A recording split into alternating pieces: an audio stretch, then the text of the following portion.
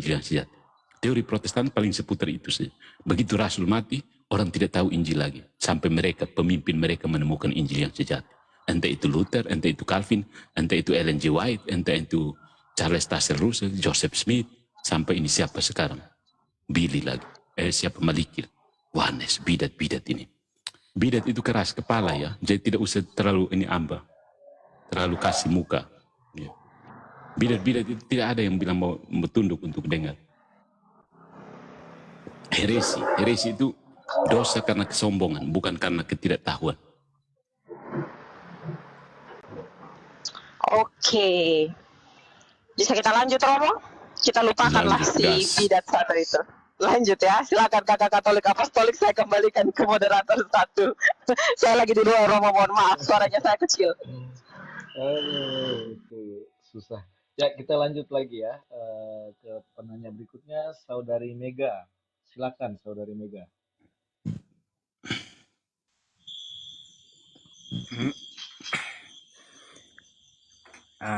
Saya mau tanya satu saja. Dua lah. Boleh kayak itu? Iya, bisa perkenalkan diri dulu, dari mana? Dari Katolik atau Protestan? Katolik. Oke, silakan pertanyaannya. Bolehkah kita berdoa kepada orang yang sudah meninggal? Iya, boleh sih. Karena bagaimana ya? Orang yang meninggal itu maksudnya, kamu meninggal itu apa? Kalau dalam gereja Katolik itu meninggal itu maksudnya terpisahnya jiwa dari badan. Jiwanya tetap ada. Jiwa orang Katolik itu immortal, tidak pernah mati. Tubuhnya hancur, jiwanya kembali bersama Tuhan, bersatu dengan Tuhan. Jadi ada ayat kitab suci yang mengatakan bahwa doa orang benar itu lebih efektif, lebih berdaya guna. Siapakah orang yang lebih benar daripada jiwa-jiwa yang sudah ada bersama Tuhan? Ya mereka itu. Berdoa bersama mereka.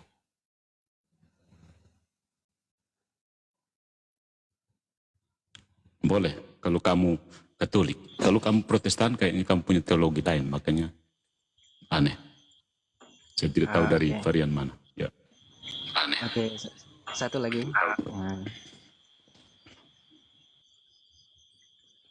Kalau macam Muslim pindah agama pergi Sorry. Katolik. Sorry. Kakak Mega kalau boleh tahu dari keuskupan mana ya, kalau memang Katolik? Dia bukan Katolik kayaknya. Kita saudara-saudara. Dari Malaysia. Ya. Non-Muslim ya. Non-Katolik ya.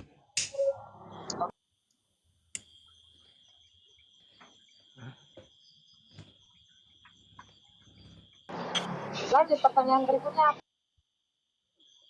Kalau macam Muslim pergi masuk Katolik, dari segi undang-undang di negara Indonesia macam mana dah? Boleh gitu? Boleh. Kalau dia mau, jangan dipaksa. Kalau dia mau itu dia punya hak. Karena di Indonesia ada kebebasan beragama. Ya. Secara hukum dia dilindungi untuk memilih hukumnya sendiri, memilih agamanya sendiri. Saya tidak tahu kalau di Malaysia. Malaysia ada susah sedikit lah. Oh gitu. Sini bisa. Di sini yang penting kamu mau. Maksudnya jangan orang yang paksa kamu. Itu pasti keluarganya pasti juga akan tidak mau kan. Jangan paksa orang masuk agama. Jadi masuk saja. Kalau harus bebas. Betul. Dan itu pemerintah dilindungi oleh hukum.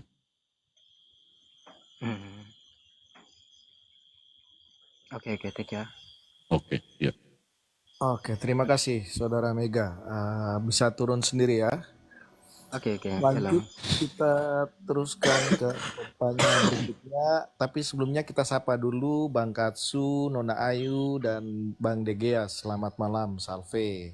Selamat malam. Oke, kita lanjut ya ke Saudara Salve. Sorry ya, tadi saya agak keras karena kesel banget Romo saya dibegituin. Sorry ya teman-teman. Biasanya mereka begitu. Wanes itu cukup Cukup fight dengan bidatnya. Mereka sekarang garang di sosial media, memaksakan tafsiran pribadi mereka mau diterima. Oke, baik. Kita lanjut, Romo, ke saudari Auguste ya. Saudari apa saudara ini? Silakan.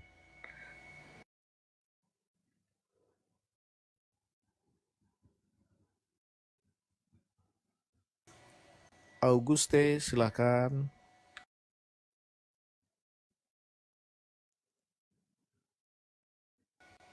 Auguste 2, silakan pertanyaannya. Auguste 3. Oke, kita lanjut ke penanya berikutnya. Saudara Jamie, silakan perkenalkan diri dan pertanyaannya. Kayaknya oneness itu harus dilawan pakai filosofi. Kalau pakai ayat sih tidak putar-putar, tidak ada ujung. Kita hanya pimpong ayat nanti. Selamat malam Romo. Oke, selamat. Salam kenal dari Labuan Bajo, Kuskupan Ruteng. Belum keuskupan Labuan Bajo, huh? Oh ya, ya Kuskupan baru Romo. Saya tadi baru ikut juga ini. Tidak tahu topiknya apa tadi. Kenaikan, pengangkatan, Assumpta. Oh, Maria kenaikan. Assumpta. Bukan kenaikan, pengangkatan, diangkat. Kenaikan dan pengangkatan beda ya. Sejauh ini sih saya belum ada pertanyaan yang menanggal begitu Romo. Oke. Ya, jadi oneness itu secara filosofis tidak bisa ya, tidak bisa dipertahankan. Basis filosofisnya lemah. Jesus only berarti Tuhan berubah dari Bapa berubah menjadi putra. Kemudian Bapa, tidak mungkin Bapa ada kalau tanpa ada putra. Jadi itu nonsense. Bapa dan putra itu relasi ya. Jadi kalau Bapa tidak ada putra. Ya, seseorang disebut Bapa karena ada putra. Seseorang disebut putra karena ada Bapa. Harus pada saat yang sama. Tidak bisa dia menjadi Bapa tanpa putra, kemudian dia menjadi putra tanpa Bapa. Tapi ya sudahlah. Orang yang putar-putar di ayat sih, mereka pikir itu. Kekristenan itu hanya tergantung ayat.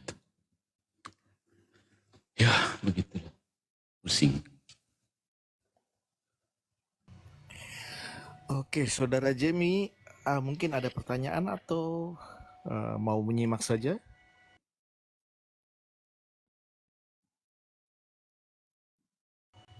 Saudara Jamie.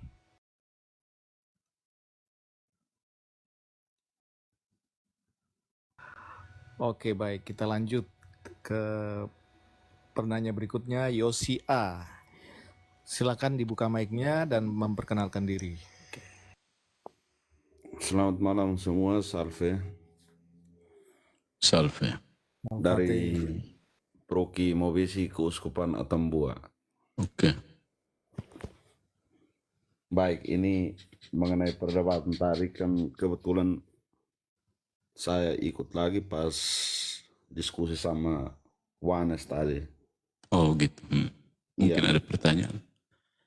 Tidak ada pertanyaan dong, hanya ada sedikit saran Romo.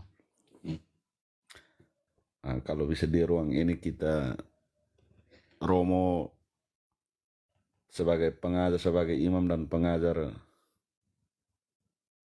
iman Katolik tidak usah terlalu melayani perdebatan yang tidak perlu Romo. Kami anggap itu tidak penting itu.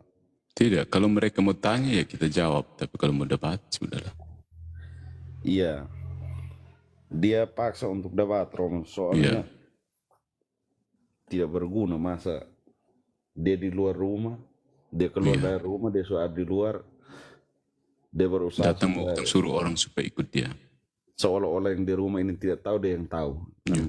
Aneh. Rumah ini. Jadi kalau menurut saya lebih suka menyimak ajaran-ajaran Katolik. Mungkin kami awam kurang paham, kami bisa lebih memahami itu. Iya. Terima kasih Romo. Salve semua. Salve. Iya, oke. Sebelum kita lanjut, mungkin saudara Auguste masih mau bertanya atau bagaimana? Silakan. Auguste suaranya tidak ada, mic-nya sudah terbuka tapi suaranya tidak ada. Oke, kita lanjut saja ya. Suaranya tidak ada, tidak terdengar. Berikutnya kita lanjut ke Saudara Franz. Silakan Saudara Franz.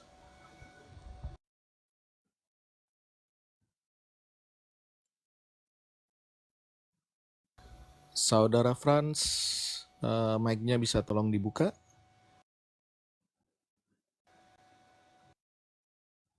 Ya, selamat malam Romo. Selamat Malam. malam Salve. Ya Romo, saya hanya mau 2 pertanyaan aja Romo. Ya. Yang pertama, siapa dan apa gambaran Roh Kudus yang menemani para rasul selama di dunia? Khususnya dalam Kisah Para Rasul. Contohnya salah satunya ayat Kisah Para Rasul 13 ayat 2. Itu gambarannya Roh Kudus itu apa dan seperti apa, siapa itu Roh Kudus itu. Itu yang pertama. Yang kedua, apakah pemahaman Romo Isa dengan Yesus itu sama atau berbeda Romo? Ya hanya 2 itu saja Romo. Terima kasih atas waktunya. Oke, yang pertama Roh Kudus itu Tuhan ya, jangan lupa. Pribadi ketiga Allah Tritunggal. Ya, Tuhan itu bisa bekerja dalam diri manusia. Roh Kudus ini semacam dia menginspirasi, inspire ini menghembus ke dalam, inspirare, menghembus ke dalam, menginspirasi seseorang untuk bertindak yang benar, ya, menginspirasikan kebenaran sehingga orang bisa bertindak benar, begitu. Roh Kudus ini membimbing manusia, membimbing intelek, kecerdasannya, membimbing voluntas, kehendaknya supaya menghendaki yang baik dan mencari kebenaran. Nah, bimbingan Roh Kudus ini dalam bentuk inspirasi, menghembus ke dalam diri manusia. Kita semua ini dihembusi Roh Kudus ya, Pentakosta, dan Roh Kudus ini menyertai kita. Dalam bahasa sehari-hari, di dalam hati nurani kita itu berdiam Roh Kudus. Sesudah pembaptisan, Roh Kudus tinggal bersama kita. Tapi begitu kita banyak buat dosa, Roh Kudus keluar dulu. Begitu.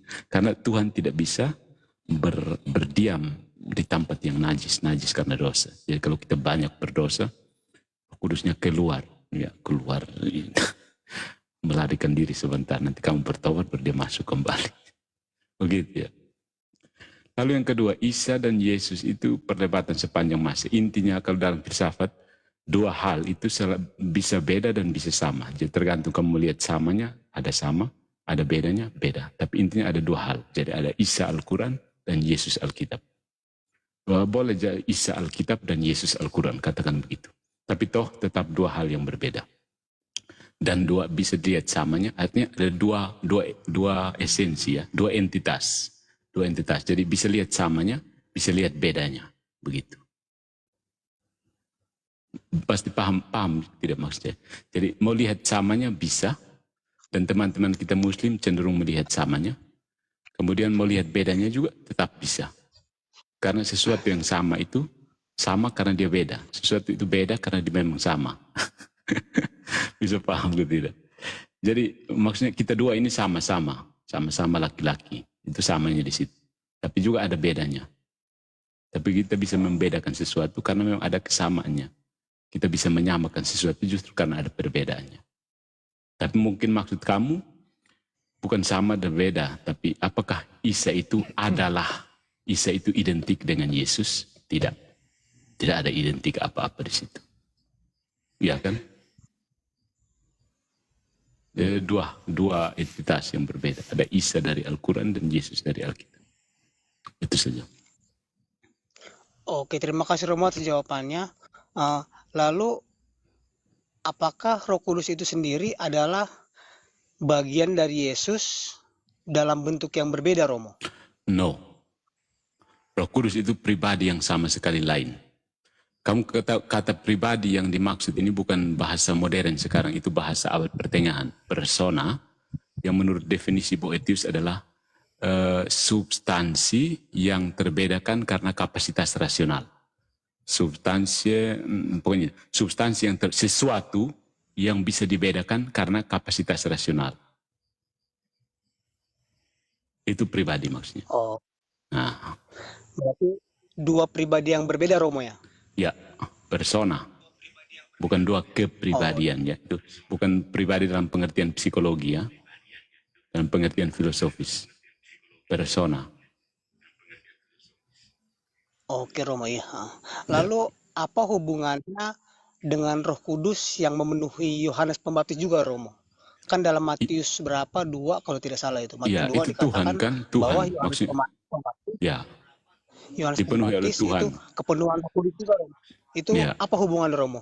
maksudnya hubungannya Antara bagaimana? kepenuhan Yohanes Pembaptis, hubungan antara kepenuhan Roh Kudus dalam diri Yohanes Pembaptis dengan Roh Kudus yang menaungi Sama, Roh Kudus para yang murid. sama, ya.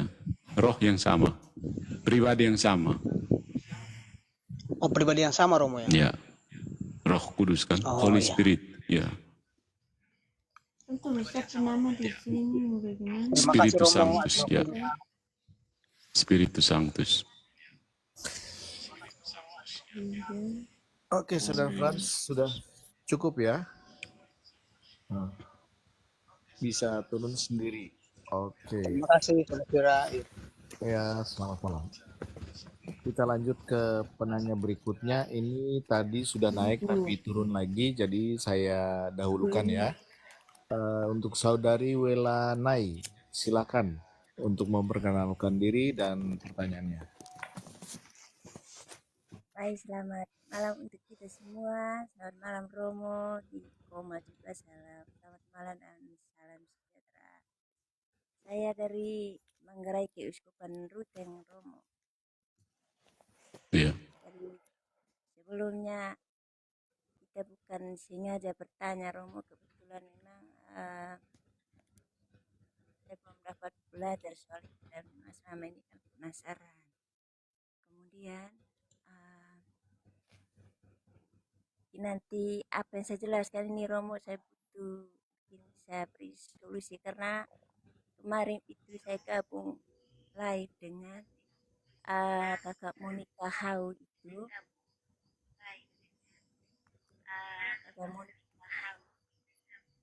Kakak Monica Hau itu ada pertanyaan tentang yang saya tanya, tapi mereka bilang mungkin bisa bertanya dengan para imam. Kebetulan di kampungku ini Romo ada masih dalam proses itu doa prosesi Bunda Maria dan masih di kita punya KBG. Kebetulan di kampungnya saya ini ada tiga bagian KBG-nya dan sekarang posisi di KBG Santa Elizabeth itu patung Bunda Maria. Nah, pas kemarin kami sebelum pas prosesi ke salah satu rumah, memang kedua KBG-nya masih aman-aman Romo. Pas masuk dalam satu rumah, tiba-tiba ini 3 orang anak gadis semua kerasukan setan Romo. Kemudian itu belum mulai misa tuh dan Bunda Maria belum masuk ke itu rumah. Dan ada beberapa umat lain menunggu di rumah doa dan yang lain ada antar patung Bunda Maria menuju ke rumah yang siap berdoa. Tapi sebelum ini patung Bunda Maria masuk, itu tiga-tiganya model yang sama rasukannya Romo. Dan itu kejadiannya sampai 3 hari berturut-turut. Kemudian kebetulan kami kemarin ada beri masukan untuk ke Romo Pastor Paroki untuk bisa sembuhkan ini kerasukan, karena kalau satu orang teriak Romo, duanya itu ikut teriak juga. Makanya kami kemarin tuh masih berani diri terus doa kepada Bunda Maria itu karena kan menjalankan doa 5 peristiwa Romo. Dan satunya itu selama kami masuk peristiwa kedua, satunya sudah pulih. Tapi duanya antar pulang ke rumah masing-masing karena masih terus berontak. Begitu Romo.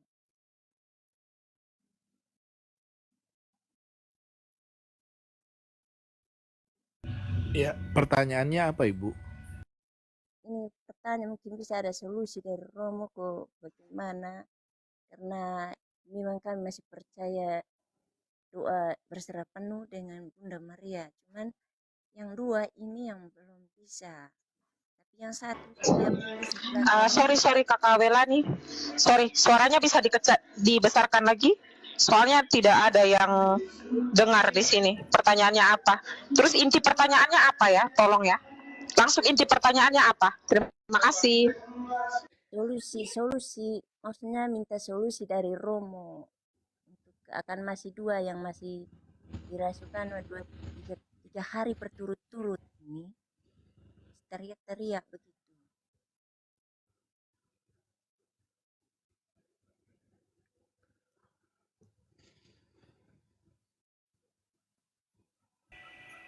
Oke, Romo mungkin bisa menanggapi.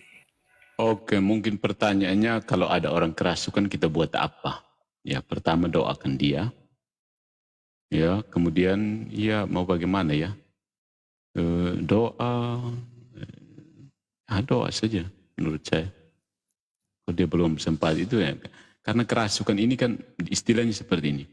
Orang kerasukan itu kan dia sebenarnya dia juga, maksudnya dia juga secara bebas. Orang tidak dipaksa untuk kerasukan. Orang sebenarnya dia sendiri sudah membuka pintu untuk kerasukan. Biasanya orang yang jarang mengaku dosa, ya, jarang terima komuni, itu yang biasa rawan kerasukan. Karena apa? Dia kan dalam keadaan berdosa. Jadi setan mau naik, mau lipat dia ya.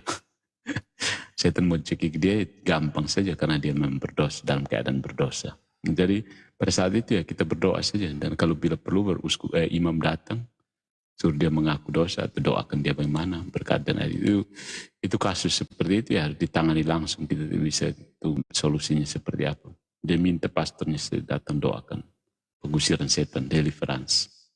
Ya. Mungkin yang lain bisa menambahkan karena ini kasus khususnya, jadi ini namanya case.